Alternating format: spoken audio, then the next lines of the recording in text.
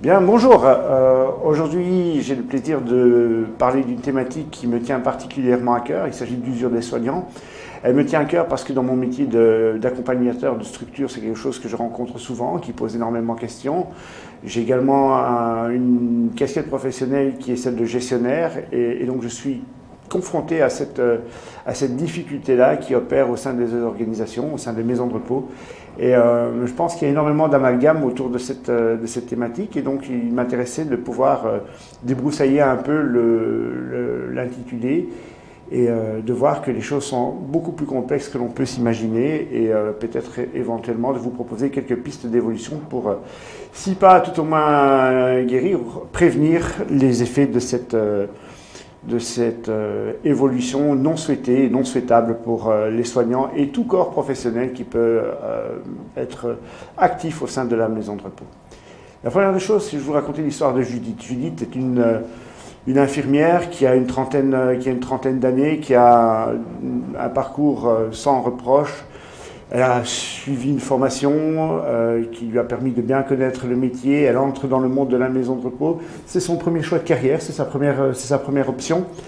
Et tout se passe bien. Tout se passe tellement bien qu'à un certain moment, on songe à Judith pour qu'elle reprenne le rôle de coordinatrice infirmière. On la voit bien là-dedans. Elle est tellement prévenante pour les résidents et elle maîtrise tellement son métier. Aussi, elle est très écoutée de la part des équipes et donc on la voyait bien là, dans ce rôle-là.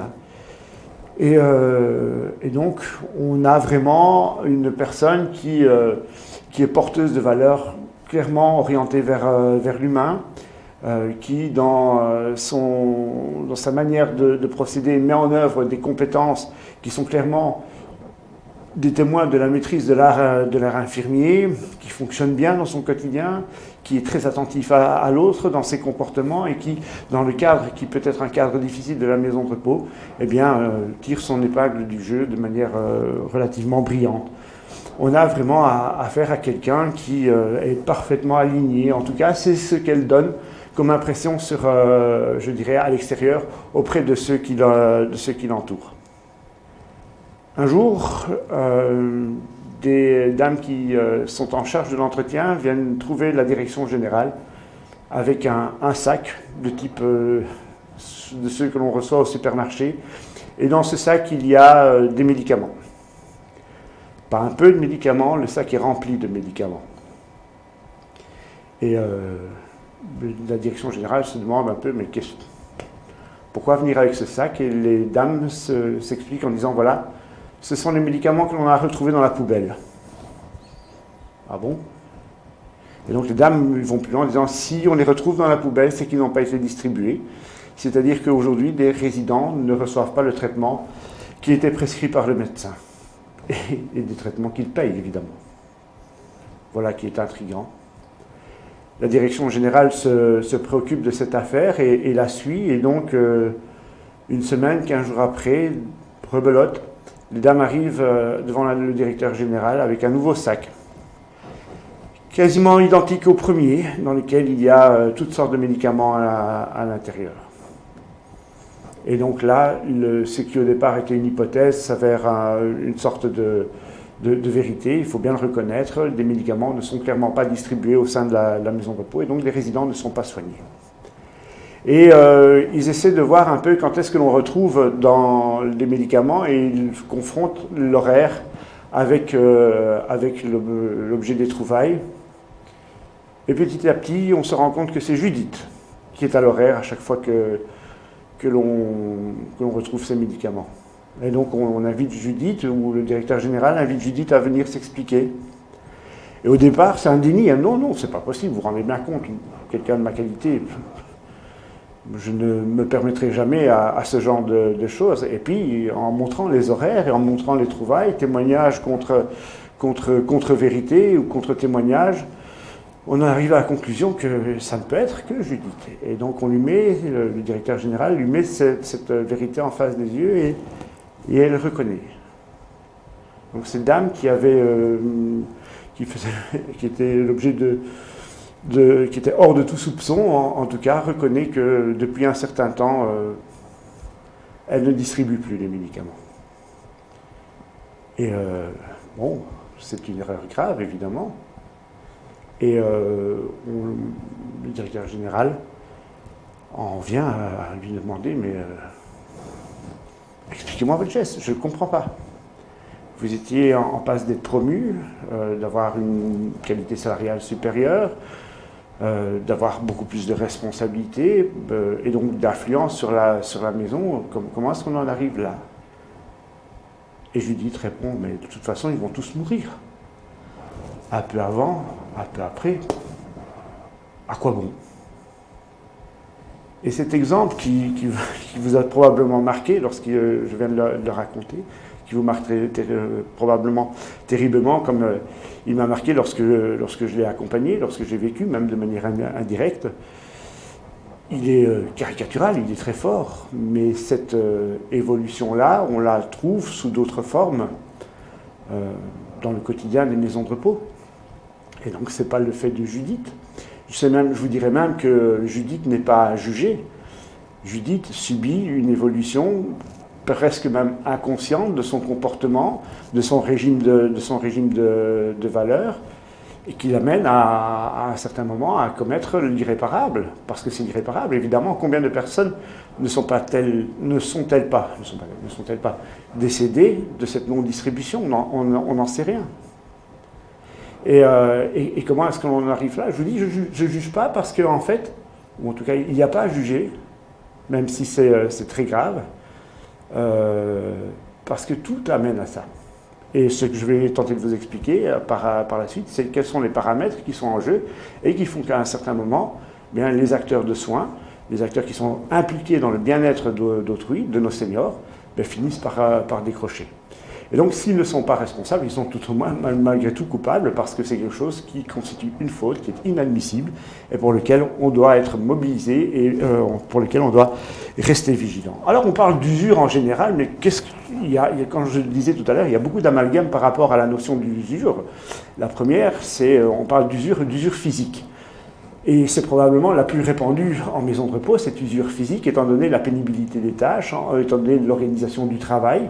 Vous savez qu'on est en manque d'effectifs de manière générale et que lorsqu'il y a un absent, il faut pouvoir compenser. Donc des personnes qui étaient en congé, donc en situation de repos pour retrouver une capacité de travail, je dirais, ad hoc, bien, doivent remettre leur énergie de nouveau sur le terrain. On sait qu'après la crise sanitaire, ces situations sont nombreuses parce que les troupes sont exsangues et donc l'usure physique, elle est bien présente.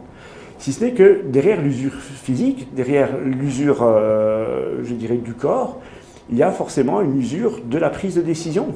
Quand je suis très fatigué, je ne suis pas certain de pouvoir prendre les bonnes décisions. Et c'est ce que l'on retrouve aussi en maison de repos à certains moments. Donc, cette usure physique, cette fatigue, liée par l'exercice physique du travail, entraîne à certains moments des décisions qui ne sont probablement pas les plus opportunes. Et donc c'est quelque chose à surtout ne pas banaliser. La deuxième mesure, c'est le burn-out. C'est probablement celle qui est aujourd'hui la plus répandue. Elle faisait l'objet d'un article dans le journal il y a 2 ou 3 jours d'ici. On parle de burn-out, on parle peut-être trop de burn-out parce qu'on y met tout et rien en même temps. Il est difficile de circonscrire parfaitement ce qu'est le burn-out, puisqu'il y a d'autres manifestations qui s'en approchent très très fort, mais qui ne peuvent pas être considérées comme le burn-out. Donc le burn-out est vraiment ce sentiment de vivre un vide intérieur, une usure physique, un manque d'énergie, une surfatigue, mais qui s'accompagne également d'une usure mentale, d'un épuisement émotionnel. Et de manière générale, on dira que le burn-out vient en général frapper les professions qui sont dans le champ social, dans le champ du soin, et principalement les acteurs qui sont le plus intensément investis dans leur travail. Alors, moi j'ai un petit problème par rapport à ça, c'est quoi être intensément investi dans son travail? Où est-ce que l'on met le marqueur? À partir de quand est-ce que l'on est dans la juste mesure et quand est-ce qu'on est dans la démesure? C'est quelque chose qui est très difficile à mesurer, c'est probablement d'ailleurs pour ça que le burn-out ça arrive, mais c'est très subjectif de se dire, voilà, j'étais dans la dépense de l'effort. Je parlais avec une équipe de soignantes récemment qui me disait, vous savez, on est fatigué, on n'a pas le temps, on a 6 toilettes à faire le matin. Mais dans d'autres maisons, on est à 16 toilettes. Mais je suis sûr que quand elles me disent qu'elles sont fatiguées, elles sont réellement fatiguées, elles pensent l'être, et elles le ressentent comme tel. Que dire de celles qui en font 16 ? Et donc, c'est quoi être intensément investi ? C'est très difficile à dire. Et derrière burn-out, on a tendance à y mettre des épisodes de surfatigue, qui seraient plus proches de la première catégorie d'usure. On aurait également tendance à y mettre des petits coups de blues, des petits coups de déprime qui peuvent arriver à tout un chacun, et donc on met ça sous le couvert du burn-out. Il y a aussi quelque chose qui est assez désagréable, c'est qu'à force d'en parler, le burn-out, on le médiatise et on lui accorde une valeur sociale. Et donc aujourd'hui, il est de bon ton chez les professionnels, les cadres moyens, de se dire j'ai fait mon burn-out. Moi, je me rappelle très bien, en 2004, j'ai fait mon burn-out juste avant les vacances de juillet, et voilà, il m'a fallu quelques mois pour m'en remettre. C'est comme si vous aviez mérité une étoile à la guerre. Et donc c'est quelque chose qui devient finalement, à force d'en parler, à force d'en avoir une interprétation polymorphe comme ça, c'est quelque chose qui finit par perdre sens, mais dont on sait que de toute façon, il est présent dans le quotidien des professionnels. Il y a quelque chose de plus intéressant, et en tout cas pour les soignants, qui est beaucoup plus pernicieux que le burn-out, c'est l'usure compassionnelle. Alors, c'est un concept qui vient des États-Unis, enfin qui a été décrit comme tel aux États-Unis, qui correspond aussi à un vide émotionnel, à une usure physique, mais un vide qui va de manière, sur la longue durée, interroger la perception du monde que peut en avoir le soignant. Donc ça veut dire que sa manière d'interpréter les relations aux autres vont être marquées par cette évolution, et son régime de valeurs aussi, mais d'une façon telle que revenir en arrière et reconsidérer positivement ce qui tenait à cœur la personne préalablement, ça va devenir très très compliqué. Et donc ce n'est pas quelques semaines de repos qui vont permettre à cette personne de revenir, je dirais, à un état souhaité. C'est carrément un long travail à faire, de sens à retrouver, peut-être même une autre option de carrière à envisager, parce que le retour à la normale ne fait plus sens, ne motive plus, et donc s'activer positivement dans un cadre pareil est devenu très très compliqué. Et donc pour certains, l'usure compassionnelle correspond au dernier stade du burn-out. Pour d'autres, il s'agit de quelque chose qui est à part et qui frappe surtout les soignants, qui sont confrontés à de la douleur physique, à de la grappatisation, à la fin de vie évidemment, et à la mort de manière répétée, et donc c'est une usure émotionnelle qui se fait par la répétition de ces différents scénarios. Quelles sont les sources d'usure que l'on peut observer ? Eh bien, moi je trouve qu'il y en a 4. Et la première source d'usure, c'est l'individu lui-même. La deuxième serait l'organisation, le résident, et peut-être une chose qui va vous étonner, c'est la notion d'équipe. On va détailler ça dans les secondes à venir, mais on peut déjà dire que cette dimension-là, la dimension du collectif du travail, est généralement oubliée pour tous ceux qui veulent apporter un cadre de qualité au travail, de qualité de vie au travail. C'est que le décideur, l'employeur, le gestionnaire n'a pas toutes les armes que pour pouvoir agir, et je vous explique ça dans les secondes qui viennent. Je vous en remercie de m'écouter. La première chose, donc, c'est l'individu lui-même. Tout est lié au champ de perception. La santé se dégrade, les émotions se coupent, parce que l'environnement dans lequel je me situe m'envoie des signes qui font écho en moi et qui font résonner le champ émotionnel. Le champ émotionnel, c'est une résonance qui vient de mes expériences vécues précédemment, qui m'ont apporté de la joie, de la tristesse, de la peine, de la colère, tout en sachant que tristesse et peine, on est vraiment sur le même registre conceptuel, de l'étonnement, enfin bref, tout ce genre de métaprogramme, parce que l'émotion est un métaprogramme qui guide l'action.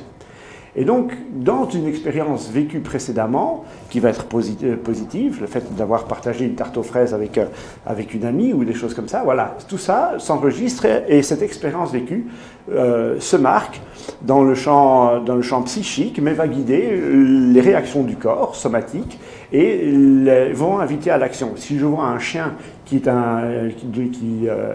dont la bave coule et qui me regarde en aboyant, ça va vite me rappeler d'autres épisodes où j'ai été dans des situations de danger comme celle-là, et l'émotion que je vais vivre, la peur, va m'amener à une décision qui est de partir au plus vite. Je ne vais pas me battre avec le chien, je ne suis pas prévu pour ça. Donc, l'émotion sert à ça. Et donc, le champ des expériences vécues va alimenter l'interprétation que l'on va donner aux situations que l'on vit. Et donc, la façon de vivre la douleur, la façon de vivre les décès, la solitude, la mobilisation collective autour ou non d'une personne, me renvoie à moi et ma capacité à gérer la relation. Et on n'est pas tous armés de la même manière, parce que d'office, nous n'avons pas la même programmation, nous n'avons pas le même vécu. Et donc, la première source d'usure, c'est soi-même, finalement. Et une des recommandations les plus souhaitées, c'est d'être très attentif aux réactions du corps que l'on peut avoir. Être très attentif aux petites voix qui viennent vous parler à un certain moment en disant « Oh, là je vais trop loin, là je sens que je suis en train de lâcher ». Et donc de s'écouter pour pouvoir à certains moments organiser les temps de repos, mais quand je dis repos, c'est autant le repos de l'âme que le repos physique, nécessaire que pour pouvoir continuer à endurer des épisodes de vie qui vont de toute façon interroger cette capacité à faire face. J'insiste là-dessus, je viens d'aborder un concept qui est l'endurance. L'endurance est devenue une compétence assez importante des professionnels aujourd'hui au XXIe siècle. L'endurance à quoi? L'endurance à faire face à des situations imprévues que l'on ne maîtrise pas et pour lesquelles on n'a peut-être pas de réponse. Et donc le principal élément qui joue dans des situations de burn-out, c'est la capacité à pouvoir endurer une période de stress liée au fait que je ne suis pas à même d'apporter la bonne réponse à la situation que je suis en train de vivre. Prenons juste un peu de recul. Le soignant, il est programmé pour soigner. Ça veut dire qu'à l'école d'infirmière, à l'école d'aide-soignante, on leur a appris les gestes qui permettent à la personne de retrouver la santé. Or, en maison de repos, il y a peu de soins techniques. Il y a surtout du soin relationnel. Et donc, c'est du soin du cœur qui, on viendra là-dessus après, mais c'est du soin du cœur qui est en jeu. La personne, elle va décéder d'une manière ou d'une autre, comme nous allons tous décéder à un certain moment. Et donc, l'intervention du soignant, la programmation du soignant, elle est déjà tenue en échec dès le départ, puisque le soignant est dans l'incapacité d'apporter une solution positive à une personne qui peut-être n'est pas malade, mais est juste âgée et est en fin de vie.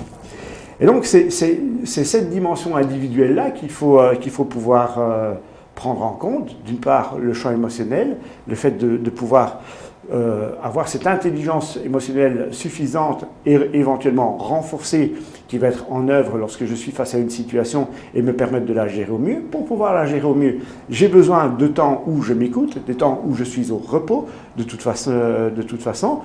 Et puis, c'est de se dire, je suis dans des situations où de toute façon, il n'y a pas la solution pour laquelle j'ai été formé par rapport à laquelle j'ai été programmé.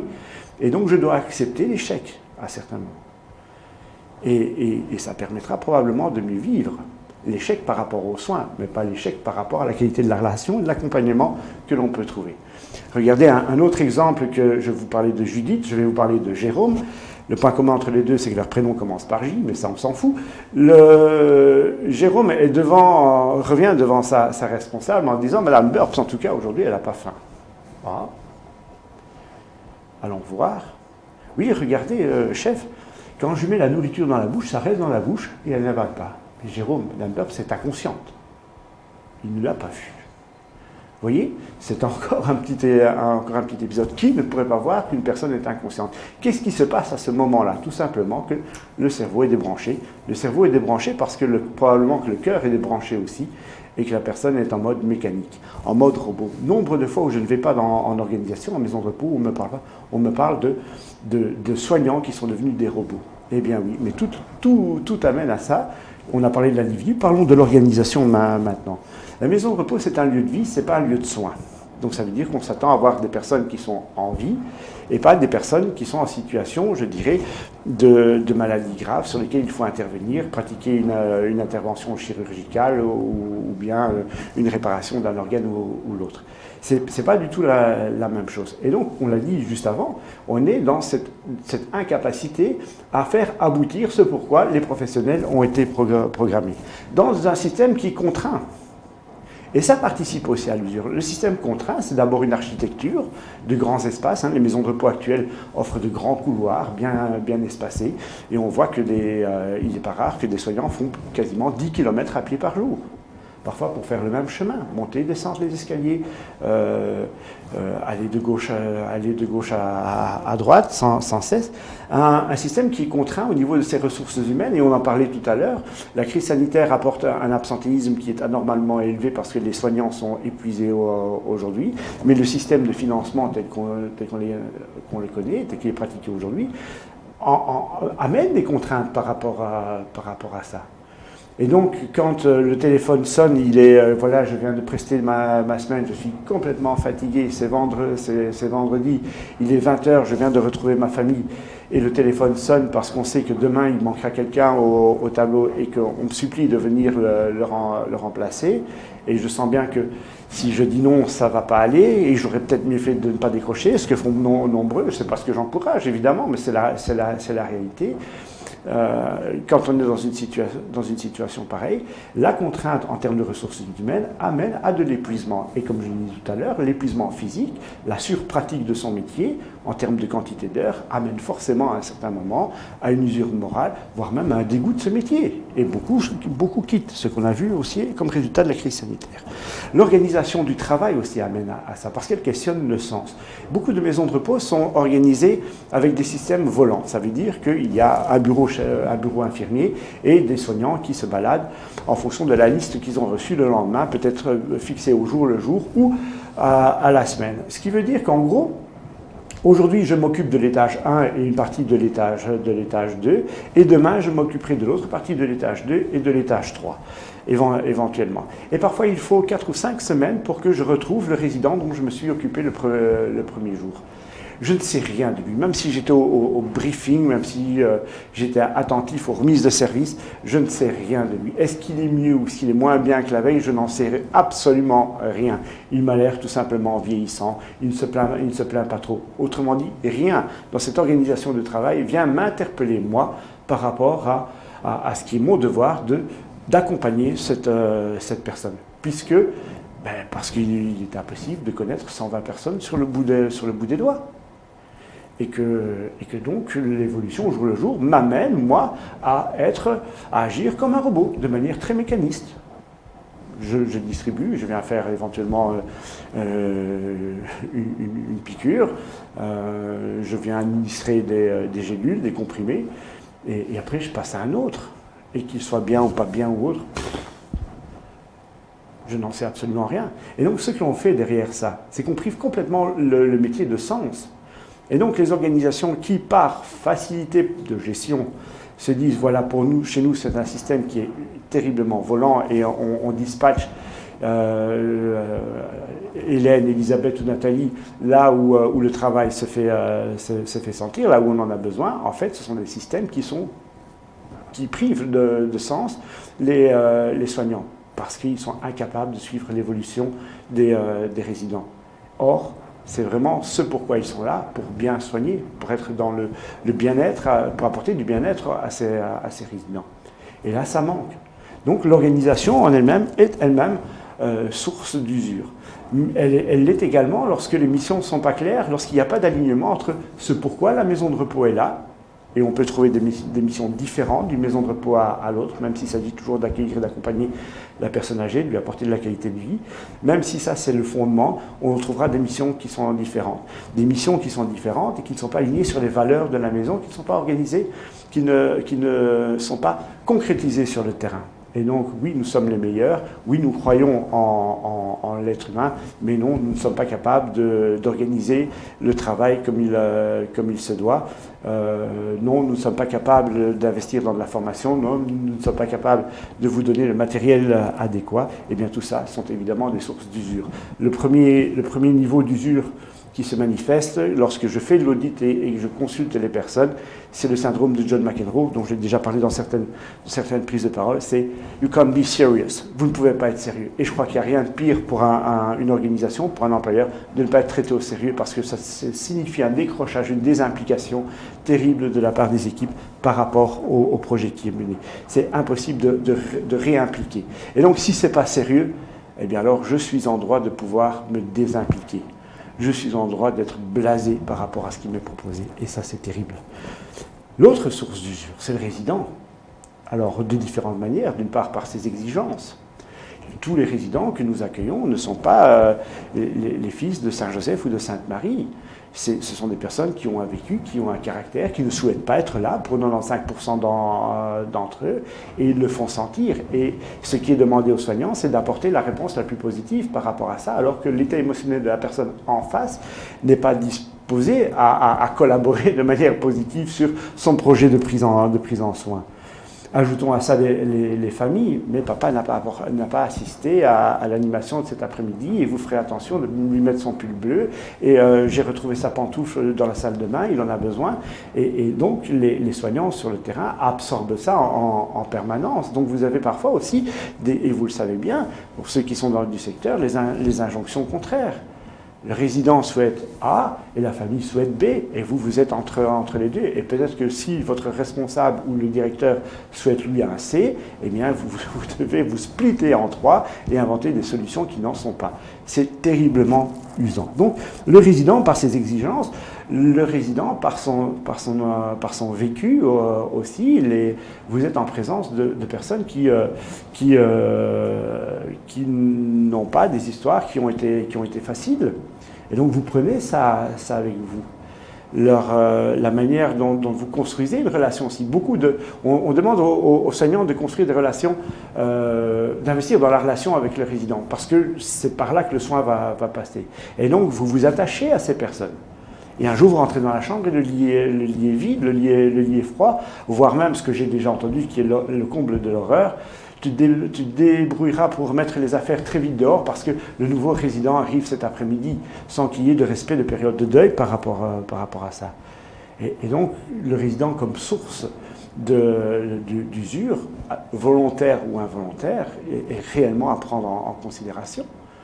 Et donc, on a deux phénomènes qui sont d'une part l'organisation, d'autre part le résident, qui sont les sources d'usure principales, volontaires ou pas.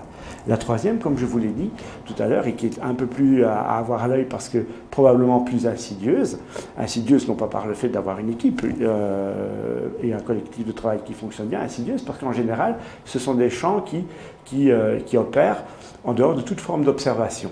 Et donc, imaginons qu'un gestionnaire qui accueille ou un directeur qui accueille une nouvelle soignante, lui explique le fonctionnement de la maison, lui explique le métier, lui explique ce qu'on attend d'elle, la qualité des soins voulus, et donc opère un très bon exercice de management. Lorsque la personne est sur le terrain, elle va se faire capter par l'équipe en disant « Eh oh, ce qu'il t'a raconté, c'est pas tout à fait ça. On va t'apprendre comment ça fonctionne ici. » À votre avis, la personne qui entre dans cette situation, donc dans un nouvel emploi, dans une nouvelle équipe, à quoi est-ce qu'elle va être le plus attentive? Au fait de répondre plus ou moins parfaitement à la fonction qu'on lui a décrite, ou au fait d'être plus ou moins acceptée par le collectif de travail avec lequel elle va collaborer? C'est évidemment la deuxième option qui est importante. Mais ce qui se dit là est de l'ordre de l'informel, c'est écrit nulle part. Ça se passe dans une discussion de couloir, où on va plus ou moins décider du degré d'ouverture qui va être pratiqué dans l'équipe. Le degré d'ouverture, c'est ce qu'on accepte de l'autre ou pas. Tu ne vas pas nous ennuyer parce que Marguerite est morte. Il y en a d'autres qui sont morts, donc laisse tomber. Ça, c'est la première chose. La conformité, attention, si tu n'écoutes pas ce que je te dis, ça ne va pas être facile pour toi. Et donc, aux listes de soins qui sont établies, toi, je peux t'assurer que tu vas voir les plus compliqués, les plus durs. C'est aussi, mais à quoi bon faire ce métier? Mais tu vois bien que de toute façon, on ne sait pas guérir tout le monde le directeur, il nous ennuie avec ses attentes. Donc on peut avoir des polarités au niveau de la pratique d'une équipe qui est complètement inversée par rapport à celle du gestionnaire et qui affecte terriblement la personne qui est là. Donc je vous ai dit, on parlait tout à l'heure d'une personne qui était éventuellement divisée entre les attentes de la famille, les attentes du résident, qui peuvent être contraires, et opposées éventuellement à l'attente du directeur. Mais si en plus on ajoute à ça des attentes différentes au niveau du collectif de travail, c'est impossible à suivre. Et donc l'usure, elle se déroule à une vitesse de prime, et vous avez des jeunes soignants qui, au bout de 6 mois, sont les 2 genoux à terre. Oh, mais ils ne sont pas faits pour le métier. Ce n'est pas une question de ça, c'est tout simplement toute cette approche-là qui opère de façon systémique, et ce qui rend très difficile la manière de construire des réponses efficaces par rapport à la problématique. Eh bien, tous ces effets-là jouent ensemble à un certain moment. Donc il n'y a pas, pour l'usure d'une personne, il n'y a pas le fait d'avoir rencontré une famille qui était un peu exigeante par rapport à un résident qui était peut-être lui aussi. C'est pas ça l'usure. L'usure, c'est des contextes de travail, des contextes collectifs de travail, des résidents qui sont présents et des familles qui sont de demanderesses, de points qui sont parfois insoutenables, insolutionnables. Et c'est ce partage-là qui vide l'énergie. Mais pour pouvoir construire des solutions par rapport à ça, il faut taper dans toutes les balles, ce qui est quasiment impossible. Quels sont les facteurs les plus actifs dans la situation que vous connaissez dans votre maison de repos? Je n'en sais strictement rien. Et vous-même peut-être pas non plus. C'est tout simplement que ça échappe à toute conscience. Mais en tout cas, c'est dans ce registre-là qu'il faut aller chercher pour retrouver des hypothèses à ce qui se passe, surtout quand les soignants tombent les uns après les autres et que, comme vous le savez, par pénurie d'effectifs infirmiers ou tout simplement par difficulté géographique, il est difficile de les remplacer, ce qui entraîne un cercle vicieux puisque un absent entraîne un absent, et pour finir, la situation devient ingérable. Quelle solution à apporter? Comme je vous le disais à l'instant, c'est très compliqué d'envisager une solution qui ait un lien de cause à effet, un effet, une cause derrière, une solution avec un plan d'action. Non, ça part dans tous les sens. Ça concerne le management de l'organisation, ça concerne le leadership. Alors, je dirais au niveau organisationnel, ce qui est le plus important, c'est que les choses soient claires. Vraiment. Ça veut dire que la maison de repos puisse se situer en termes d'identité. Nous sommes ici comme étant la maison de repos du village d'un tel, du CPS d'un tel, et voilà quel est notre projet de vie. Dans ce cadre-là, voilà les valeurs que nous apportons. La proposition de valeurs que nous souhaitons faire aux résidents, c'est ça. Et donc le soin, tel qu'on l'évoque, il commence à A, il se termine à Z. C'est très important ça, parce que sinon tout le monde interprète la qualité de soins comme lui le souhaiterait pour lui-même, ou tel qu'il est capable de le faire selon la conscience et la compétence qu'il peut avoir. Ce qui veut dire que deux soignants différents vont avoir des pratiques différentes auxquelles l'un et l'autre vont attribuer le critère de pratique de haute qualité. Alors qu'en fait, d'un côté, vous avez éventuellement une douche qui est faite au Karcher, et de l'autre côté, une douche qui est faite avec une éponge complètement naturelle et des produits bio, et pour lequel on va passer 1 heure. Et en fait, le fait de définir clairement où s'arrête la mission est très important, c'est très rassurant, c'est très prévenant pour éviter les débordements. Donc, une position claire sur la proposition de valeur qui est faite aux résidents. Où est-ce que ça commence, où est-ce que ça s'arrête? Au leader par la suite de pouvoir, donc au chef d'équipe de pouvoir concrétiser avec des situations du quotidien, bien la manière de faire. Comment est-ce qu'on fait une toilette chez nous? C'est quoi être attentif à l'hydratation des résidents? Mais vraiment le définir clairement. Sinon on a quoi? On a celui qui dépose un verre qui va peser 1 tonne pour le nonantenaire au milieu de la table parce qu'il a fait son job, et puis celui qui va accompagner la prise du verre d'eau et s'assurer que l'hydratation est réellement bien faite. Donc il est important de définir c'est peut-être fastidieux, c'est terriblement important, ça permet aux personnes de savoir si elles sont conformes aux attentes ou pas, et d'éviter les pressions, que ce soit celles de la famille ou de l'organisation, voire même des collègues. Donc c'est identifier les valeurs, c'est identifier les rôles aussi par l'intermédiaire de ce que je viens d'expliquer. Et il y a une chose que j'ai observé depuis quelques temps maintenant et qui fonctionne très très bien et qui évite en tout cas ce comportement mécaniste des personnes. Et je vous renvoie à l'intervention de Christine Perman dans le cadre des formations ici. C'est la manière d'institutionnaliser un projet qui tienne la route et qui fasse sens pour les personnes. Et dans le cadre de ce projet, je vous conseille vivement de mettre en place des structures basées sur des petites unités de vie, dans lesquelles le personnel est clairement dédié. C'est très important parce que ça évite qu'une personne devrait être au fait de 150, elle devient responsable d'une quinzaine de personnes, elle sait où son travail commence, elle sait où il se termine, elle est au courant de l'évolution de chacun d'entre eux et elle en prend la responsabilité, ce qui est source de sens pour la personne et vient combler certains phénomènes d'usure. Donc le fait de travailler en unité restreinte, en petite unité de vie, est vraiment un conseil important pour permettre aux personnes de retrouver du sens et de la qualité de vie au travail.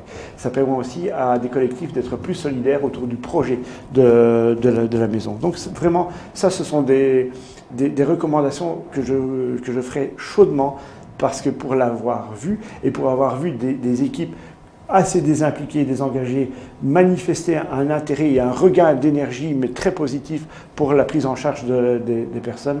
Pour avoir été témoin de ça, vraiment c'est quelque chose que je vous recommande et qui n'est pas forcément le fait de nombreuses maisons de repos. Si vous êtes là-dedans, c'est bien. Mais rappelez-vous, proposition de valeur pour le résident, où est-ce que ça commence, où est-ce que ça se termine. Concrètement, qu'est-ce que ça implique? Et ça, c'est le travail des responsables.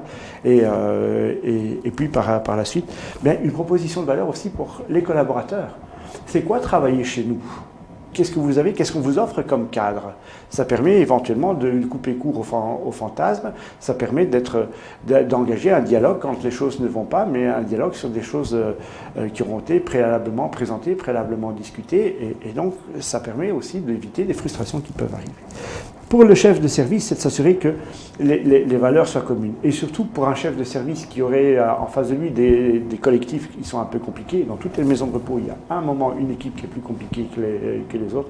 C'est pouvoir oser s'affirmer, oser rappeler qui est le responsable et de marquer le nord. Pour éviter les influences des personnes éventuellement néfastes sur des personnes qui seraient un peu plus faibles et qui auraient tendance à se laisser emporter. Donc cette mise en ordre, elle est importante pour protéger aussi. Comme dans la plupart du temps, vous aurez remarqué que les collaborateurs sont très soucieux que des règles soient mises en place, que des procédures existent. Or, personne n'aime être contraint par des règles. Tout simplement, ces règles le protègent. Et elles protègent de quoi? De l'influence éventuelle, comme on l'a dit tout à l'heure, d'une famille, d'un résident ou bien d'un collègue qui serait abusif dans ses demandes. Je terminerai par le fait de dire, voilà, pour le responsable de l'équipe, il s'agit d'observer qu'est-ce qui est en train de se passer.